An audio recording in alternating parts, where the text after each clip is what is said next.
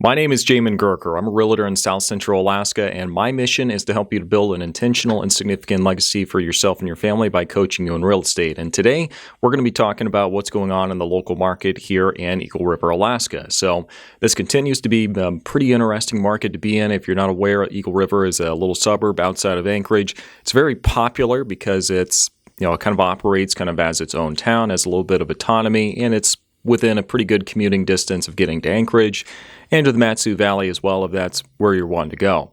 So, lots of good stuff there. Before we get started, though, do give this video a like, subscribe if you haven't done so already, and let's go ahead and jump into today's market update, looking at the residential, the condo, and the multifamily market here in Eagle River. Now, the first thing we're going to look at in the residential market right here in Eagle River is going to be the number of properties that are currently available. So this time last year, there were 70 properties that were available, but this year we're seeing there are 56. So kind of a slight decrease. In the grand scheme of things, not that big of a decrease, but when you consider the fact that that's probably about a third or even a quarter of what the inventory usually is this time of year, you see how that starts to really register for people trying to buy something. The next thing that we see is that the number of properties that have actually sold in Eagle River has decreased from 61 the year before to 39 the next year.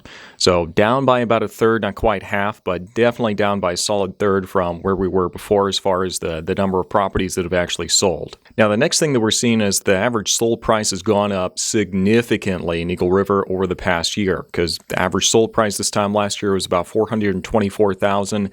Now we're sitting at approximately $467,000, which means the average sold price, instead of the rate of it going up decreasing, it's actually increased, because about this time last year, we were sitting at about a 6.2% increase year over year, if I recall correctly, for the average sold price. Now it's about 10.4%. So yeah, that's the rate at which the prices are going up is actually increasing instead of going the opposite direction, which would have been a solid theory with the increasing interest rates, but that's not what we're seeing right now in the data. Let's go and switch gears real quick and look at the condo market. Now, condos are not a particularly big part of the market right here in Eagle River, but it is a growing sector, so we're going to go ahead and take a look at it. So this time last year, there were 10 condos that were available on the market. Now there's only 7 for Eagle River, at least for the past year. So, we do see quite a bit of demand suddenly switching over to condos as we find more and more people just going, well, I'm done trying to find a house, just the cards aren't lining up right now, and I'm going to go ahead and go get a condo instead. So there's starting to become more and more demand for condos, and the supply of those are even going down. The next thing that we're seeing is the number of condos that have actually sold has taken a significant hit, because this time last year there were 15 condos that sold. Now there are 3. So a pretty drastic cut in the inventory that's available is definitely going to start showing up in the number of condos that have actually sold in this particular market. Let's take a break real quick. If you've been watching this channel for any amount of time, you do know that I focus primarily on the South Central Alaska area. And while that's going to remain the case moving forward, we are actually going to be partnering with our colleagues across the entire state to bring you market updates for what's going on inside the markets of each one of the big market centers here in the state of Alaska, looking at Fairbanks, Kenai, Homer, Kodiak, and Juneau/the Southeast area. So this is going to be a very exciting project called the Trailblazer Project. I've not seen this done in any other state before, where we are bringing you all the market updates for the entire state under the roof of one channel. So this is going to be a lot of fun. So when you guys are seeing market updates coming from people who aren't just me on the channel, you know what's going on there. If you guys are really nice, then we might actually be able to convince some of these folks to actually provide some more content and talk specifically about what it's like living in their market. So when you see these videos pop up, make sure to jump over there, give them plenty of likes, plenty of love, give them lots of comments. And just know that that's fulfilling kind of the mission we still have on the YouTube channel to help you build an intentional and significant legacy for yourself and your family by coaching you in real estate, whether that be in South Central Alaska or anywhere else in Alaska that we have our colleagues in at the moment. So just want to make you aware of that, and let's go on and finish today's video. Last but not least, we see the average sold price for condos has gone up, probably by more than any other asset class here in South Central Alaska, by about 12.3%. Because the average sold price this time last year was about $266,000. Now it's about $299,000. To give you some perspective, the year before we were sitting about 8.4% year-over-year increase for the average sold price. So the fact that we are seeing an increase of the rate at which it's increasing, where it went from 8.4 up to 12.4, 12.3, then that really does speak to the demand that's being put on condos in this area. It probably also speaks to probably some newer condos that are coming onto the market as well, because obviously those are going to be selling more, and with a smaller pool to begin with, you can see how that can really throw things off. Let's go and take a break here real quick. I am really excited to announce that we are actually going to be partnering with agents across the entire state to be bringing you market updates for what's going on anywhere really in all the big markets in the state, whether that be Fairbanks, Kodiak, Juneau, Homer, Kenai, like all these big places across the state. We're going to be providing market updates for you from agents who are there in those specific areas. So, do stay tuned for that. Looking forward to it.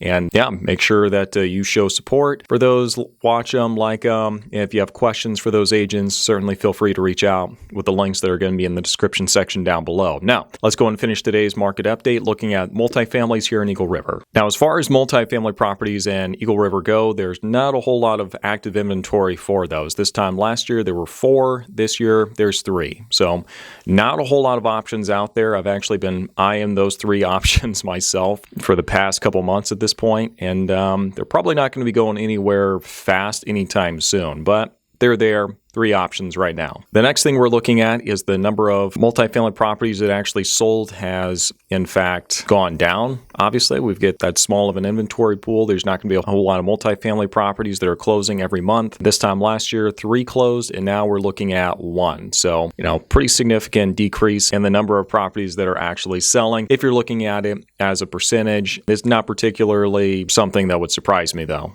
Now, the next thing we see here is the average sold price for multifamily properties in Eagle River has gone up pretty significantly from about $566 to about $608, if I recall correctly. So it's gone up by approximately 12%, if I recall correctly. And that sounds pretty good. The year before it went up by, I think it was roughly 46% year-over-year increase. Now, I don't really like looking at the average sold price for the multifamily properties because I feel like it's just a very crude metric to try to see how the multifamily market is going. And the reason for that is that it includes everything from the duplex all the way up to the huge commercial property. So it's just all over the place on what exactly it is that's actually selling. So for that reason, it's not particularly good metric, but it is an idea just to show, it is increasing at a pretty good rate. 4plex is sold this time last year is probably not going to sell for as much as the one that's selling this year, if the landlord has actually been running a tight ship and they're actually making sure that they're